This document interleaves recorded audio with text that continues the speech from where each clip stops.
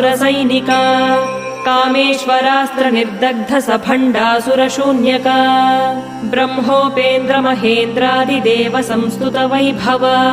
हरनेत्राग्निसन्दग्ध काम सञ्जीवनौषधिः श्रीमद्वाग्भवकूटैकस्वरूप मुखपङ्कज कण्ठाधः कटिपर्यन्त मध्यकूटस्वरूपिणी शक्तिकूटैकतापन्न कट्यधो भागधारिणी मूलमन्त्रात्मिका मूलकूटत्रयकलेवरा कुलामृतैकरसिका कुलसङ्केतपालिनी कुलाङ्गना कुलान्तस्था कौलिनी कुलयोगिनी अकुला समयान्तस्था समयाचार तत्परा